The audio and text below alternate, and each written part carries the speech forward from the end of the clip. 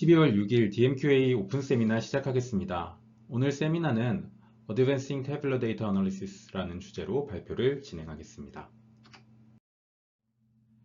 간단하게 제 소개를 먼저 드리겠습니다. 저는 현재 2024년 3월부터 김성범 교수님의 고려대학교 DMQA 연구실에서 석사과정에 있는 조용수라고 합니다. 연구 분야는 지도학습 그리고 태블러 데이터이며 오늘 세미나 역시 이와 관련된 분야로 진행이 될 예정입니다. 혹시 세미나 내용에 대해서 첨언하고 싶으시거나 질문사항이 있으시면 아래에 쓰여 있는 이메일 주소로 연락 주시면 답변을 드리도록 하겠습니다. 먼저 데이터라는 것에 대해서 정의를 하고 진행을 하겠습니다. 사전적인 의미로 데이터는 사실, 즉 팩트나 관찰된 정보의 집합으로 이를 가지고 분석 또는 처리를 통해서 더 유용한 정보로 변환될 수 있는 원재료라고 할 수 있겠습니다. 데이터는 크게 구조로 나뉠 수 있는데요. 고정된 구조, 그러니까 우리가 주로 자주 보는 엑셀 등의 테이블 형식으로 픽스된 구조의 데이터를 정형 데이터라고 합니다.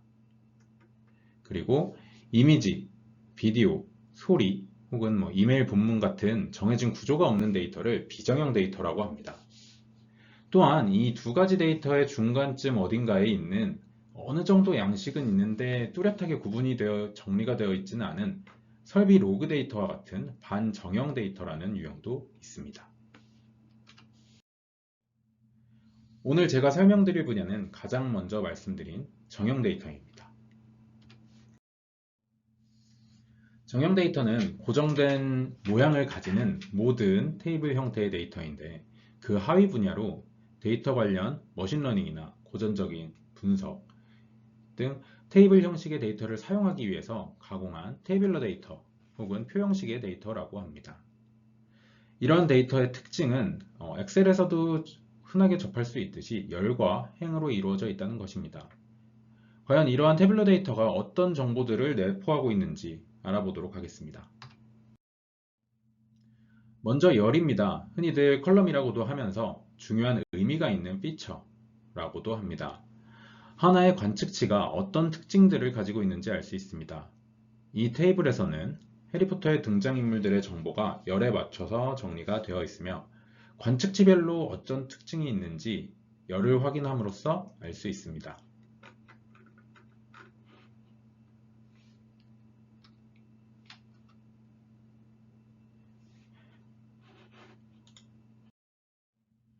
다음은 행입니다. row라고도 하며 관측치라는 의미로 instance라고도 합니다. 어떤 관측치가 얼마나 있는지 알 수 있는 영역입니다. 이 테이블에서는 해리포터, 헤르미온느, 그 외 그 친구들이란 학생 이름이라는 피처를 가지는 5개의 인스턴스가 존재를 하고 있다고 할 수 있겠습니다. 다음으로는 겉으로 드러나지 않는 관계입니다. 태블러 데이터는 인스턴스 내에서 각 피처들의 관계를 표현합니다. 예시를 든 것처럼 말포이의 마법 지팡이의 재료는 이라는 질문에 우리는 이 태블러 데이터를 보고 호손이라고 대답을 할 수가 있습니다. 이러한 정보는 데이터 내에서 행과 열이 바뀌어도 일반적으로 유지가 되어야 합니다. 즉, 이 테이블에서 해리포터와 헤르미온느의 인스턴스 위치가 바뀌더라도 해리포터가 호랑가시나무 지팡이를 사용하는 사실은 바뀌지 않아야 합니다.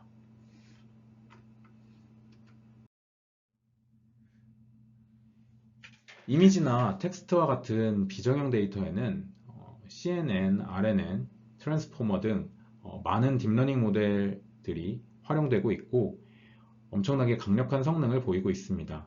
하지만 여러 AI 대회나 논문에서도 알 수 있듯이 태블러 데이터의 분석과 예측에 딥러닝 계열을 사용하는 경우는 드물며 대부분이 트리 기반 모델들이 소타를 달성하는 경우가 많습니다.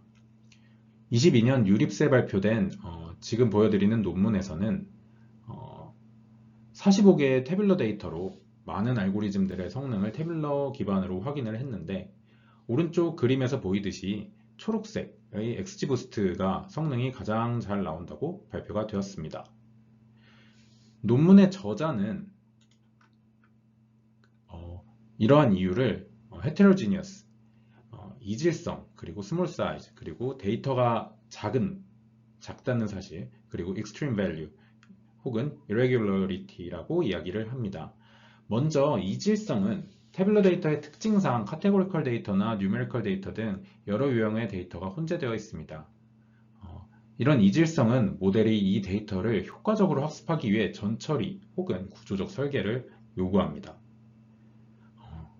그리고 딥러닝 계열의 모델들은 복잡한 패턴을 잡아내고 학습하기에 큰 데이터를 요구하는데 대부분의 태블릿 데이터는 그만큼 충분한 데이터를 가지고 있지 않다는 것도 제한사항입니다.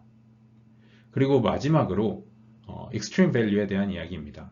태블릿 데이터는 결국 산업 현장에서 가장 많이 쓰이곤 하는데 관측치 중에서 이상치 혹은 관측 에러값 또는 결측치 이러한 값들이 존재하고 피처 하나하나가 그런데도 각자가 중요한 역할을 할 수 있기 때문에 함부로 없애거나 배제하기가 어렵습니다.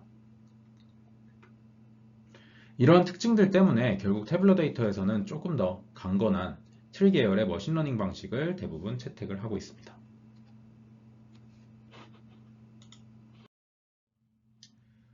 컴퓨팅 파워가 최근 증가함에 따라서 복잡하고 다양한 딥러닝 방식들이 나오고 있고 이러한 모델들은 기하급수적으로 늘어나고 있는 비정형 데이터에 효과적으로 활용이 되고 있습니다. 발표에 따르면 현재 기업에서 사용하고 있는 데이터의 80%는 비정형 데이터이며 비중은 더 늘어날 예정이라고 합니다. 그럼에도 불구하고 학계에는 지금 보이듯이 바임이나 세인트, 템랩 등의 태블로 데이터의 효과적인 모델에 관련해서 딥러닝 논문들이 지속적으로 발표가 되고 있습니다. 앞으로 중요해지는 건 비정형 데이터인데 왜 이러한 모델들이 지속적으로 나오고 있을까요? 왜냐하면 태블로 데이터는 전통적인 산업 현장에서 여전히 매우 중요한 데이터이기 때문입니다. 금융, 의료, 마케팅, 또 제조업계 등에서는 비정형 데이터보다는 태블로 데이터를 핵심적으로 활용합니다. 태블로 데이터는 즉각적으로 해석할 수 있어서 금융, 의료 등 규제가 필요한 영역에서 필수적입니다. 또한 기업의 운영과 관련된 매출, 고객 정보, 재고 이러한 정보들은 여전히 태블로 데이터로 기업 내에서 관리가 되고 있습니다. 그래서 산업 현장의 데이터 시각화 도구들은 대부분 태블로 데이터 기반으로 발전을 해왔습니다.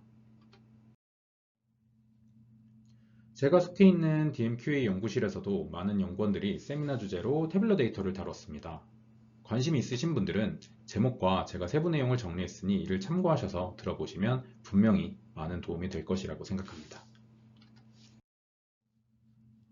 제가 첫 번째 리뷰할 논문은 When do neural network outperform boosted trees on tabular data입니다. 2020년 유립스에 발표된 논문이면서 지금까지 212회 정도 인용이 되었습니다. 제목을 직역해보자면 그레디언트 부스팅 계열의 모델이 딥러닝 계열보다 성능이 과연 언제 더 우수한가입니다.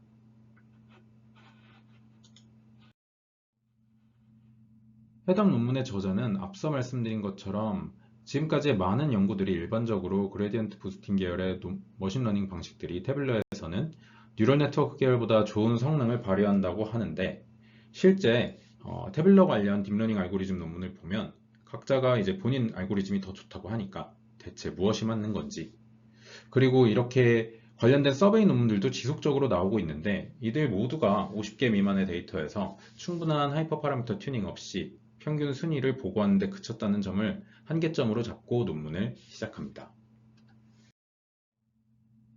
이 논문에서는 19개의 다양한 알고리즘으로 176개의 다양한 크기와 종류의 데이터셋에서 각각에 대해 하이퍼 파라미터 튜닝도 30번 이하로 진행하면서 여태까지 나온 모든 서베이 논문보다 규모를 크게 확인해서 태블릿 데이터에서의 알고리즘의 우선순위를 조금 더 일반화해서 알아봅니다. 또한 이에 그치지 않고 하이퍼 파라미터 튜닝이 얼마나 중요한지 그리고 어떤 특징을 가진 데이터에서 어떤 알고리즘이 좋은지에 대한 선택 가이드라인을 제시합니다. 먼저 저자는 No individual algorithm dominates, 즉 절대적인 알고리즘은 없다 라고 이야기를 합니다.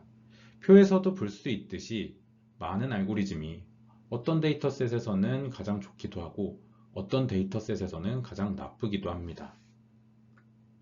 표에서 두 번째 컬럼과 세 번째 컬럼을 보시면 각 알고리즘이 가장 높은 등수를 했던 건 몇 등이고 가장 낮은 등수를 했던 건 몇 등인지 보여주고 있는데요. 대부분이 1과 18 혹은 19로 나타남으로써 절대적인 알고리즘이 없다는 것을 뒷받침하고 있습니다.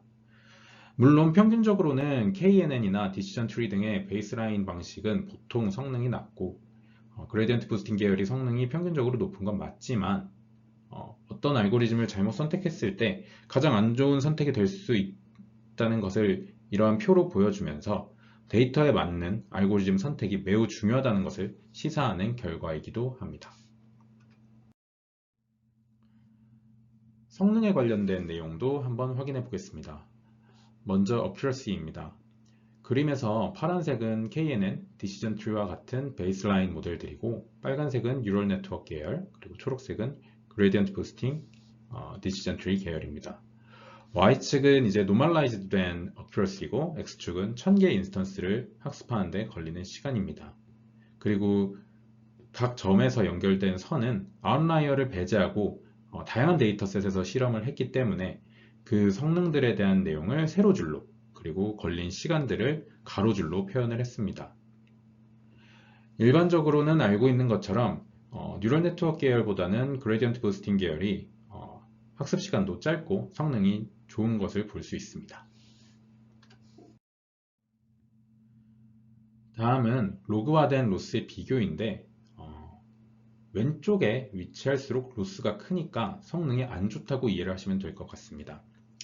그리고 그림에서 가로줄로 두껍게 연결된 알고리즘끼리는 실제로 수치로는 차이가 있지만 일반화시켰을 때 유의차가 없는 수준의 차이였다라고 저자는 이야기를 하고 있습니다. 보시다시피 캣부스트나 XG부스트 등의 그레디언트 부스팅 계열이 로스 역시 가장 작은 것을 볼 수 있습니다. 그 외에 그레디언트 부스팅 계열은 뉴럴 네트워크와 유사한 수준이라고 볼 수 있습니다. 이렇게 보면 무조건 그레디언트 부스팅 계열이 좋은 게 아닌가 생각하실 수도 있는데 다음 그림은 각 데이터셋에서 어떤 계열의 알고리즘이 높은 성능을 나타냈는지에 대한 답입니다. 저자는 정확도를 이제 0과 1로 스케일된 값으로 두고 최소 0.99 이상인 계열을 높은 성능을 달성했다라고 정의를 했습니다. 서로의 영역에 속하지 않는 빨간색, 초록색, 파란색 계열들이 대다수를 차지하고 있습니다. 이 말은 그레디언트 부스팅 계열에서만 좋았던 데이터셋이 60개, 뉴럴 네트워크에서만 좋았던 데이터셋이 46개라는 의미로 해석을 하시면 됩니다. 겹치는 데이터셋은 총 전체의 26% 수준으로 이를 제외한 대부분의 데이터, 그러니까 74%의 데이터셋에서는 각 데이터셋에 맞는 알고리즘의 계열이 있었다라고 해석을 할 수 있겠습니다. 모두가 이제 나눠서 가졌지만 이 결과에서도 결국에는 그레디언트 부스팅 계열이 가장 많고 뉴럴 네트워크 계열이 그보다는 조금 낮은 개수가 나온 건 맞습니다. 다음은 하이퍼 파라미터 튜닝에 대한 내용입니다. 저자는 지속적으로 성능이 좋았던 그레디언트 부스팅 계열에서는 캣부스트와 뉴럴 네트워크 계열에서는 레즈넷에서 하이퍼 파라미터 튜닝을 데이터 셋별로 진행을 했습니다. 그리고 가장 좋은 그레디언트 부스팅 계열의 성능과 뉴럴 네트워크 계열의 성능 차이를 절대값으로 계산해서 방금 말씀드린 각각을 X와 Y축에 두고 비교를 했습니다. X축이 이제 하이퍼 파라미터 튜닝으로 개선된 각 모델의 성능 차이고 Y축이 뉴럴 네트워크 계열과 그레디언트 부스팅 계열의 차이라고 보시면 될 것 같습니다. Y축에 붙어있는 데이터들은 하이퍼 파라미터의 튜닝에 영향을 안 받는 데이터셋이라고 이해를 하시면 되고 생각보다 많은 경우에 X와 Y축이 같은 선의 아래, 그러니까 즉 지금 핑크색으로 색칠된 하이퍼 파라미터 튜닝에 대한 의한 성능 개선이 모델 종류에 따른 성능 차이보다 크게 나타난 데이터셋이 많았습니다. 전체 데이터셋의 3분의 1로 논문 저자는 서술하고 있고 튜닝에 영향이 없는 데이터셋을 제외하면 그 비율은 더 클 것입니다. 여기서 저자는 이러한 결과를 기반으로 태블러에서는 분석 모델을 열심히 고르는 것도 당연히 중요하지만 그보다는 더 간단하게 할 수 있는 하이퍼 파라미터 튜닝으로 최적화하는 게 더 빠른 시일 내에 성능 개선을 얻을 수 있는 방식이라고 이야기하고 있습니다. 저자는 다음으로 대체 어떤 데이터의 특성들이 어떤 데이터는 뉴럴 네트워크 계열에서 성능을 좋게 하고 어떤 건 그레디언트 부스팅 계열이 좋게 하는지 메타 피처에 대한 분석을 진행했습니다. 베스트 성능을 나타낸 그레디언트 부스팅 계열과 뉴럴 네트워크 계열의 각각의 로스 차이를 기준으로 파이썬 라이브러리의 메타 피처 추출기 기능을 활용을 해서 어떤 인자가 과연 데이터의 어떤 인자들 특성들이 성능 차이에 유의미한 영향을 주는지 확인을 해봤습니다. 가장 눈에 띄는 결과는 데이터셋의 사이즈입니다. 데이터가 클수록 그레디언트 부스팅과 뉴럴 네트워크 간의 성능 차이가 커져간다는 이러한 개수가 0.66 수준으로 확인이 되었습니다. 그러니까 데이터셋이 클수록 일반적으로 그레디언트 부스팅 계열이 상대적으로 성능이 좋다라고 해석을 하시면 될 것 같습니다. 저자는 이에 대해서 데이터셋이 클수록 그레디언트 부스팅이 더 많은 분류에 대한 특성을 학습할 수 있기 때문에 성능이 데이터가 커질수록 좋다고 이야기를 하고 있습니다. 이와 별개로 인스턴스와 여기서는 attribute로 표현이 되었는데 피처의 개수, 그 간의 비율, 그러니까 관측치 대비해서 피처 수가 작을수록 그레디언트 부스팅 계열의 모델들이 성능이 좋아진다는 개수도 비슷하게 0.6 정도가 확인이 되었습니다. X축이 데이터셋의 크기라고 보시면 되는데 많은 경우에 유사한 로스를 가지고 있다가 데이터 크기가 커질수록 갑자기 이 절대값들이 높아지는 데이터의 타점들을 보실 수 있을 겁니다. 또한 피처와 레이블 간의 상관관계가 클수록 그리고 최소 클래스의 빈도가 클수록 뉴럴 네트워크 계열의 성능이 좋다라는 결과도 있었지만 코릴레이션 계수가 방금 말씀드린 데이터 사이즈나 인스턴스와 피처 간의 비율보다 크지는 않았습니다. 또한 irregularity 데이터와 인스턴스의 관측치를 표현하고 가장 좋았던 알고리즘을 왼쪽에서 그림으로 표현을 하고 있습니다. X축이 irregularity에 대한 값이고 Y축이 데이터 인스턴스의 양입니다.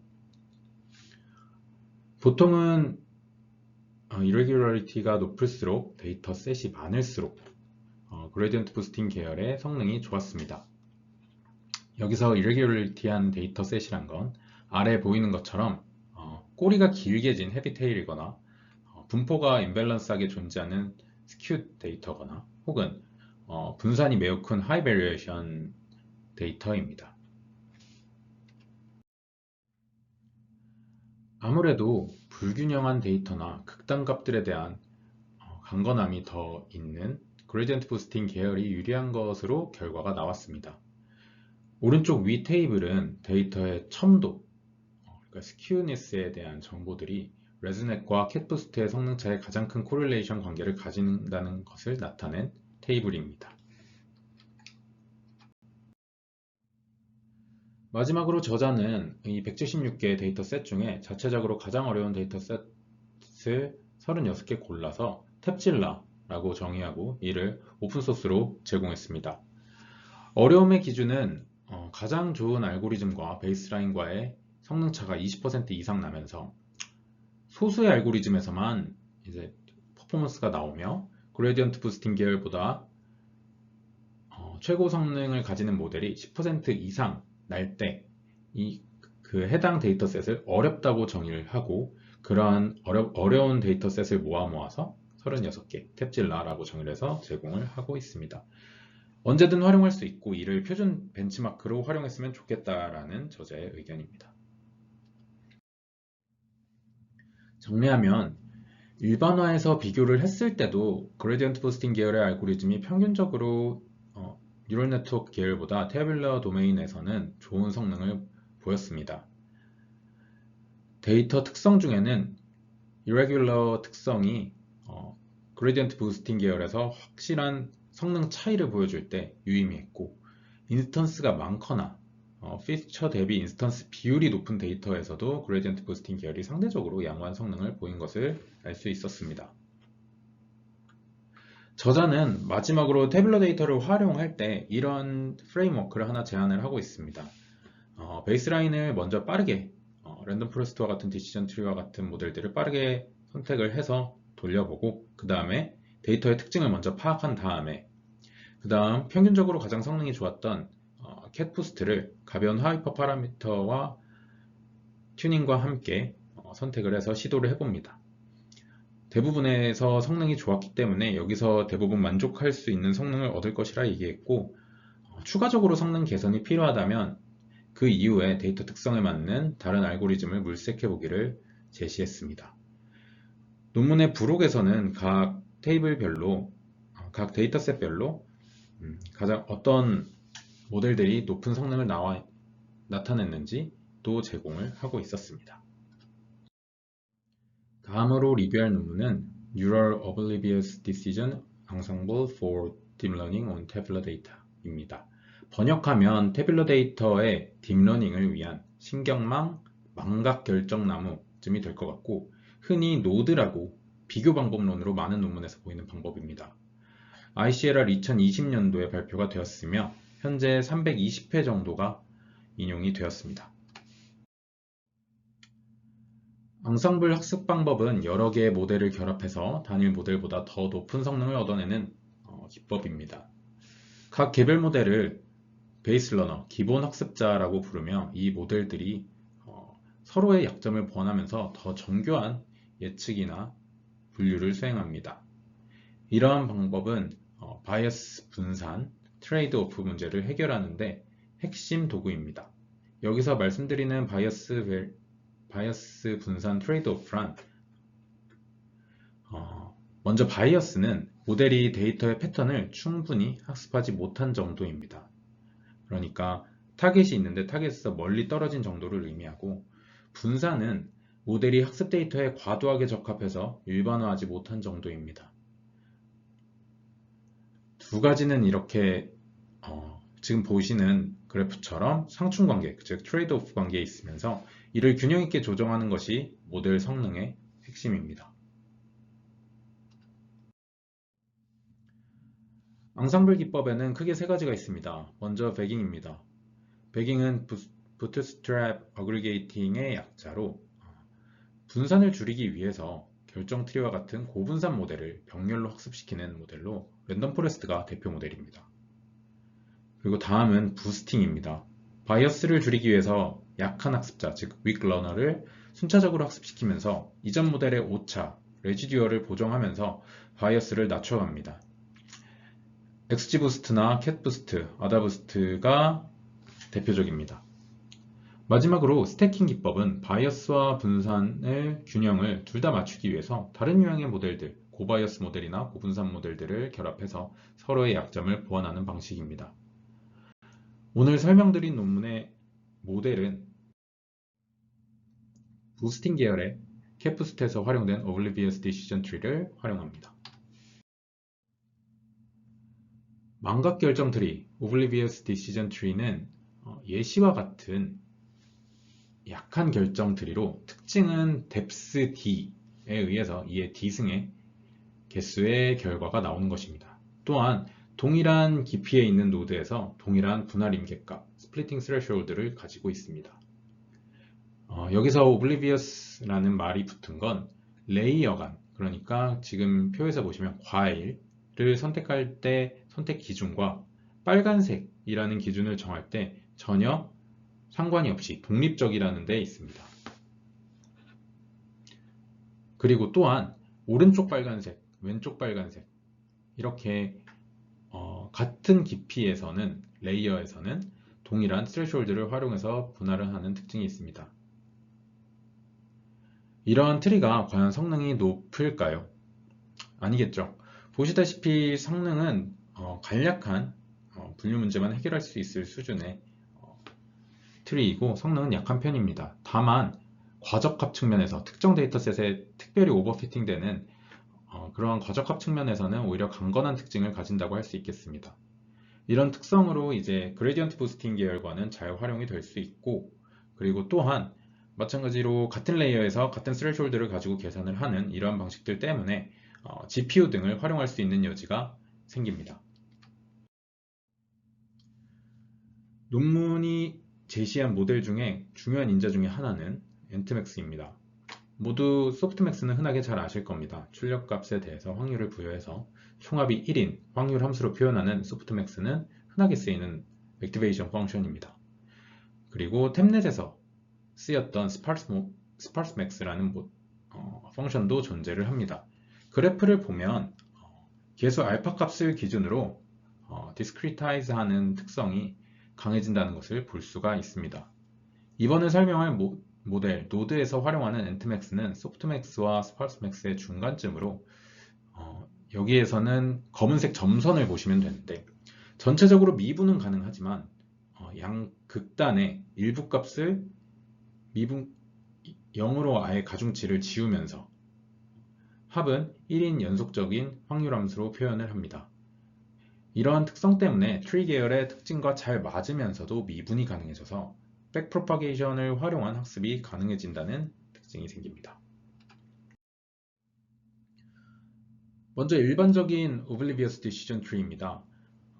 기존에 알던 약한 결정 트리로 입력값은 트리의 루트로 들어가면서 분할 평가 후에 가장 잘 분할하는 고정된 스레숄드 B를 기준으로 값들이 레이어에서 분할이 되게 됩니다. 피처에서 B를 뺀 값이 0보다 크면 1로, 0보다 작으면 0으로 이렇게 이진 분류를 통해서 트리가 동작을 하게 되고, 출력은 아래와 같이 레이블과 분기 결과의 곱수로 표현이 됩니다. 스플리팅 피처란 해당 레이어의 피처라고 보시면 되는데, 여기서는 입력 후 분기가 돼서 전달된 고정된 피처라고 이해를 하실 수 있겠습니다. 노드의 핵심 아키텍처인 Differential Oblivious Decision Tree입니다. 즉 미분 가능한 망각 결정 트리인데요. 기본적인 구조는 앞서 말씀드린 망각 결정 트리와 매우 유사합니다.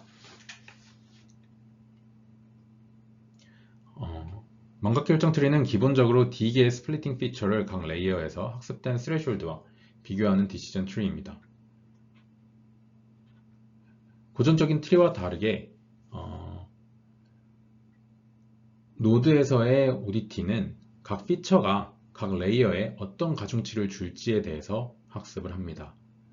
학습 가능한 가중치와 피처의 곱수로 표현이 되는 스플리팅 피처는 확률적인 가중합으로 표현이 되므로 미분이 가능합니다. 또한 분배될 확률을 의미하는 초이스 텐서에 앞서서 설명한 엔트맥스를 활용을 하게 되는데, 이는 이제 분기라는 행에 기록된 것처럼 스플리팅 피처에 엔트맥스를 적용을 하는 텐서를 출력으로 내보내게 됩니다. 여기에도 미분이 아까 말씀드린 특성 때문에 가능합니다. 이 결과로 스플리팅 피처와 분기 과정이 미분 가능하게 구조가 변경되고, 이 구조는 결론적으로는 백프로파게이션을 통한 학습이 가능한 구조가 되었습니다. 확률 가중합으로 구성된 스플리팅 피처에서 학습이 가능한 스레숄드를 빼고 엔트맥스를 추가로 활용해서 분기를 하는 이진 분리 트리를 연속해서 연결해둔 구조를 이 논문에서 제시하는 NOD, 노드라고 하게 됩니다. 논문에서 저자는 이러한 노드 구조를 좀 더 활용하기 위해서 이러한 노드 구조를 여러 층 연결해서 사용하는 구조를 제시했습니다. 덴스넷의 구조에서 착안한 이 구조는 모든 레이어는 이전 레이어의 모든 출력을 입력으로 사용하는데, 이때 앞선 레이어의 데이터들을, 피처들을 썸이 아닌 덴스넷처럼 컨캐트네이션을 활용을 합니다.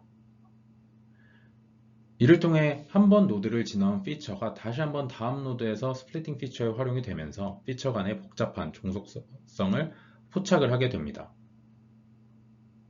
이러한 구조로 인해서 모델이 쉘로우한 트리의 규칙과 딥한 트리의 규칙 모두를 학습하는 결과를 가져오게 됩니다.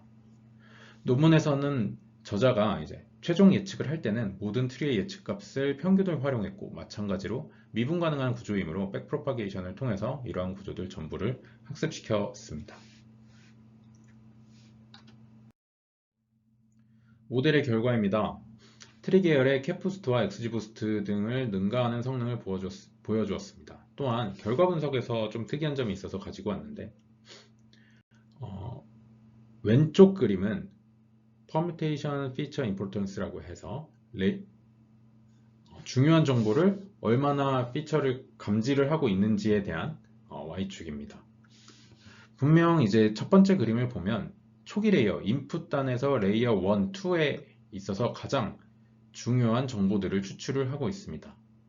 그런데 오른쪽 그림을 보면 Y축이 이제 최종 결과에 영향을 미친 정도를 나타낸 그림인데요.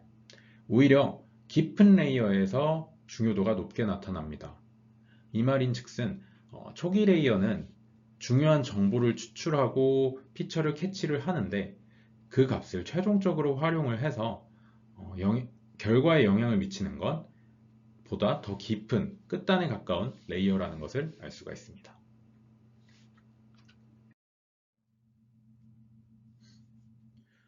다음 리뷰할 논문은 Binning as a Pretext Task입니다. 번역하면 사전과제로서의 비닝이며 ICML 24년에 발표된 논문이며 현재까지 4회 인용이 되었습니다. 각종 학습 방법에 대해서 간단히 먼저 짚고 넘어가겠습니다. 먼저 지도학습입니다. 데이터에는 모든 정답이 있고 이를 통해서 관계를 학습합니다. 분류 그리고 회귀 같은 문제에서 사용이 됩니다만 보통은 이러한 레이블 데이터를 수집하는 데 비용이 존재한다는 한계점이 있습니다. 다음은 준지도 학습입니다. 준지도 학습은 소량의 레이블 데이터와 대량의 정답이 없는 비레이블 데이터를 함께 사용해서 학습하는 방식으로 대부분의 데이터가 정답이 없더라도 이러한 정답이 없는 비레이블 데이터를 활용을 해서 일반화 성능을 개선하는 방식입니다. 의료 데이터나 자연어처럼 레이블된 데이터는 적고 데이터는 있는데 레이블화가 되지 않은 데이터가 많은 경우에 주로 활용이 되고 있습니다. 비지도 학습입니다. 이 방식은 레이블이 없는 데이터를 학습해서 데이터의 구조나 패턴 등을 이해하는 방식으로 데이터 간의 유사성, 구조, 분포를 기반으로 패턴을 학습하는 방식입니다. 클러스터링, 차원 축소, 이성치 탐지 등에 활용이 되고 있습니다. 이런 학습 방식들은 보통 트리 계열에서는 지도학습은 가장 적합하게 사용을 할 수 있으며 세미 슈퍼바이즈드 러닝에서는 슈도 레이블 등을 활용해서 할 수 있지만 비지도 학습은 구조상 일반적인 방식으로는 사용하기 어렵다는 특징이 있습니다. 비지도 학습의 종류인 자기지도 학습, 셀프 슈퍼바이즈드 러닝은 데이터에 대해서 인공적으로 사전 태스크, 프리텍스트 태스크를 정의하고 이 태스크를 해결함으로써 표현을 학습합니다. 그러니까 여기에서 유용한 리프레젠테이션을 그 과정에서 학습하면서 다른 다운스트림 태스크에 활용을 하게 되는데요. 여기 예시에서 보면 원래는 unsupervised learning처럼 데이터에 정답이 없지만 임의로 1과 2라는 정답을 정해서 이 내용을 학습하면서 유용한 모델을 학습해서 그러한 모델을 이후에 전이학습을 통해서 다른 모델에 적용을 한다 라고 보시면 될 것 같습니다. 저자는 애초에 트리 계열에서 활용하지 못하는 비지도 학습 중에서 이러한 셀프 슈퍼바이즈드 러닝에서의 프리텍스트 태스크를 하나 추가로 정의를 하고자 합니다. 셀프 슈퍼바이즈드 러닝, 즉 자기지도 학습에 대해서 간단하게만 한번 더 알아보겠습니다. 레이블 데이터를 임의로 만드는 프리텍스트 태스크를 통해서 목표를 설정하고 데이터를, 그러니까 언레이블 데이터를 모델에 학습을 시킵니다. 이 과정에서 모델은 유의미한 리프레젠테이션을 만드는 방법을 학습하게 되고 이 모델을 다른 다운스트림 태스크에 적용해서 적당한 파인 튜닝을 거쳐서 예측, 분류와 같은 슈퍼바이즈드 러닝의 태스크를 푸는 것입니다. 처음에 셀프 슈퍼바이즈드 러닝이 나왔을 때는 프리텍스트 태스크에 대한 연구가 많이 이루어졌습니다. 그 다음에는 컨트라스티브 러닝 많이 각광을 받았고, 현재는 마스크드 오토 인코더가 대세를 이루고 있습니다. 셀프 슈퍼바이즈드 러닝의 목적은 결국에는 그 태스크를 잘하기 위해서가 아니라 높은 레벨의 리프레젠테이션을 어노테이션 없이 학습하기 위해서 진행을 하는 것입니다. 셀프 슈퍼바이즈드 러닝을 활용을 하면 피처들을 잘 뽑아내는 네트워크를 학습할 수 있습니다. 그리고 이 네트워크를 파인 튜닝, 리니어 프로빙 등을 사용해서 다른 태스크에 사용할 수 있도록 가공하는 게 이제 모델링의 끝이 되겠습니다. 프리텍스트는 미리 컨텍스트를 정해놨다고 이해를 하시면 이제 이해 넘어가시는데 문제가 없을 것 같습니다. 따라서 프리텍스트 태스크는 레이블링이 되지 않은 데이터에서 정답을 어떻게 만들어낼 것인가에 대한 문제라고 이해를 하시면 됩니다. 먼저 말씀드린 것처럼 최근 테이블형 도메인에서의 언슈퍼바이즈드 러닝에서의 대조학습과 오토인코딩은 주요한 두 가지 선택지로 자리를 잡았는데요. 컨트라스티브 러닝은 동일 샘플에서 생성된 2개 이상의 증강 데이터 간의 유사성을 모델링을 하고 서로 다른 샘플 간의 모델을 배척하는 것을 목표로 하는 것이고, DMQA 세미나 내에서도 리뷰된 스카프와 컨트라스티브 믹스업과 같은 논문들이 있습니다. 오토인코딩은 손상된 관측값을 줬을 때 원본 샘플을 재구성하는 방식입니다. 이 과정에서 유의미한 레이턴트 피처를 얻는 것이 목적이면서 데이터 유형이 다른 경우에도 사용하기가 용이합니다. 이 말인즉슨 태블로 데이터의 헤테로지니어스한 특성을 완화하기에 유리한 모델이라고 할 수 있겠습니다. 마찬가지로 DMQA의 오픈 세미나에서 리뷰된 VIM이라는 모델과 서브탭과 같은 모델들이 있습니다. 그럼 제목에서 명시된 비닝에 대해서 알아보겠습니다. 구글에 빈을 검색하면 이렇게 쓰레기통만 나옵니다. 영어로 이제 쓰레기통을 이렇게 빈이라고 하는데요. 그렇다면 비닝을 무언가를 쓰레기통 혹은 버킷에 넣는 행동이겠죠. 마치 저희가 분리수거를 하듯이. 데이터에서 비닝은 연속형 변수를 구간으로 나눠서 범주형 혹은 순위형 등의 데이터로 이제 명확하게 구분이 되는 변수로 이산화를 하는 작업입니다. 여기서 특정 구간이라는 말은 동일 개수가 포함된 구간일 수도 있고 연속 변수의 수치값을 기준으로 나눈 동일한 구간일 수도 있습니다. 오늘 소개할 논문에서는 위처럼 동일 빈도수의 비닝을 활용을 할 예정입니다. 이러한 비닝은 데이터를 간소화하고 마이너한 에러나 특이값에 대한 내용을 조금 더 강건하게 보정해 준다 라는 데 있습니다. 논문에서 제안한 구조를 도식화하면 다음과 같습니다. 원래 데이터를 위에서 말한 것처럼 비닝화를 한 다음에 그 다음 마스크화 곱해주고 그 데이터를 인코더와 디코더를 통해서 압축과 복원을 진행한 다음에 그에 대한 오차에 따라서 백프로파게이션을 통해서 인코더와 디코더를 충분히 학습시키는 과정을 거치면서 인코더가 유의미한 레이턴트 리프레젠테이션을 만드는 충분한 학습을 한다가 목적입니다. 먼저 이 인풋에서 복잡한 이런 변환 과정에 대해서 알아보겠습니다. 그냥 오리지널 언레이블 데이터를 활용하는 게 아니라 조금의 변형을 거치게 되는데요. 먼저 비닝입니다. 이와 같은 연속형 변수를 이제 파라미터로 설정해주는 빈개수, 즉 t, 여기서는 2가 되겠죠. 로 피처별 비닝화를 해줍니다. 이 2라는 거는 이러한 데이터를 두 개의 비닝으로 나누겠다는 것으로 F1 피처에서는 첫 번째와 네 번째 데이터가 1로 비닝이 되고 두 번째와 세 번째로 큰 데이터들이 2로 비닝이 되게 됩니다. 이러한 과정들을 모든 피처에 대해서 각각 진행을 하게 된 다음에 그 다음 옆에 붙어있던 마스크라는 과정을 거치게 되는데요.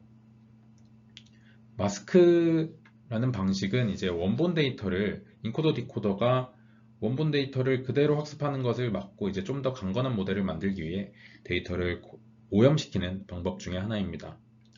논문에서 저자는 VIM이라는 모델에서 가져온 두 방식을 그대로 활용을 하고 있는데요. 먼저 컨스턴트 방식을 먼저 설명드리면 데이터를 오염시킴으로써 압축 복원 과정에서 좀 더 강건한 모델을 만들기 위해서 이제 임의의 확률 PM으로 데이터와 동일한 크기의 마스크에서 이제 0과 1로 구성된 매트릭스를 설정을 하게 됩니다. 그 후에 이제 0에 해당되는 그의 좌표에 맞는 데이터들의 평균을 내서 그 평균 값들을 이제 0인 곳에다가 부여를 하고 마스크가 1인 곳에는 원래 데이터를 넣어서 오른쪽에 X햇과 같은 코럽티드 된 인풋을 만들게 됩니다. 다음은 랜덤 방식입니다. 비슷한 방식으로 진행을 하는데 마스크의 파라미터 PM으로 확률 1을 부여하고 확률로 1을 부여한 다음에 그 값들에서 이제 1인 데이터들끼리 랜덤으로 이제 섞어주게 됩니다. 이제 열과 행과 관계없이 섞어주게 되고 그런 데이터들을 이제 마찬가지로 마스크 0과 1에 따라서 이제 원본 데이터와 셔플된 데이터를 합쳐주게 됩니다. 그러한 원래 데이터와 섞은 데이터를 이제 코럽티드 데이터라고 구성해서 이제 다음 이제 인코더로 인풋으로 넣게 됩니다. 이렇게 코럽티드 된 데이터를 인코더에 입력하고 논문에서는 인코더의 모델로 MLP나 FT 트랜스포머나 T2G 포머 등을 활용을 했고 디코더에서는 오로지 MLP만 활용을 해서 실험을 했습니다. 로스를 구할 때에도 아까 비닝하는 과정에서 숫자로 비닝을 하는 것을 보여드렸는데요. 크기 순서대로 이제 비닝을 하게 되면 이제 리그레션 문제에 더 맞는 서수형 변수, 그러니까 올디널 밸류가 될 거고, 그리고 단순히 분류 문제에 적용을 하게 된다면 숫자는 존재를 하지만 서로 간에 크고 작음은 존재하지 않는 이제 노미널 클래스로 비닝을 할 수도 있습니다. 그래서 각각의 로스를 구하는 방식이 다른데요. 아까 서수형 방식에 대해서는 저희가 회계 문제에서 주로 사용하듯이 MSE 로스를 활용을 해서 원본 데이터와 코럽티드 된 데이터가 인코더 디코더로 복원된 데이터 값의 사이에 로스를 계산을 해서 미분을 해서 뒤로 학습을 하게 되고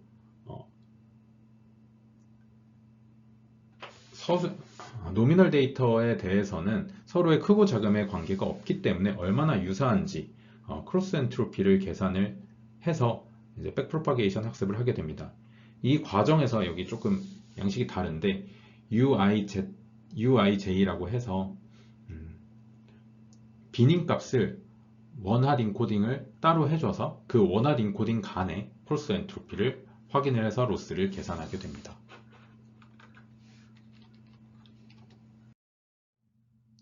비교 방법론으로는 바임의 셀프 슈퍼바이즈드 러닝의 영역을 가지고 진행을 논문 저자는 했습니다. 이미 리뷰가 되어 아시겠습니다만 같은 방식의 코럽트를 활용하고 비닝은 따로 존재를 하지 않습니다. 다만 이제 두 개의 디코더를 활용해서 원래 X값을 복원하는 Value Reconstruction Loss 그리고 마스크를 복원을 하기 위해서 이제 마스크 크로스 엔트로피 로스를 활용을 해서 어디가 정말 마스크돼서 코럽티드가 됐는지에 대한 정보도 학습을 하게 됩니다. 실험 결과입니다. 비교 방법론과 비교 결과는 지금 아래에 보시는 표와 같은데요. 한 테이블에서 위쪽에 있는 게 비교 방법론 바임이고 밑에 있는 게 제한 모델 방식입니다. 마스크 여부와 마스크를 할 때 컨스턴트 방식으로 했는지 랜덤으로 했는지 그리고 로스는 어떤 거를 활용을 했는지에 따라서 이제 성능을 비교를 했는데요. 먼저 멀티클래스 클래시피케이션에서는 거의 모든 데이터 셋에서 제한 모델 중에 랜덤을 활용한 마스크 방식과 빈 리컨스트럭션 로스를 활용한 방식이 가장 성능이 좋았습니다. 그리고 리그레션 문제에서도 비슷한 경향을 보였는데 여기에서 조금 유의할 건 클래시피케이션이라고 해서 크로스 엔트로피의 성능이 더 좋지는 않았다는 것에 있었습니다.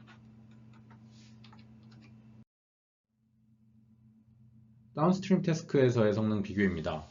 많은 논문들처럼 제한 모델이 성능이 가장 최상단에 위치한 것을 확인은 할 수 있습니다. 정확한 답이 없는 비지도 학습의 분야에서 비닝을 활용한 방식이 오히려 부정확함과 부정확함을 더해서 안 좋은 결과를 들고 오지는 않을까라는 생각을 혼자 논문을 읽으면서 했었는데 결과를 보면 분명히 이러한 레이턴트 피처를 만드는 방식이 의미가 있는 접근 방식으로 생각이 됩니다. 이것으로 DMQA 오픈 세미나를 마치겠습니다. 긴 시간 들어주셔서 감사합니다.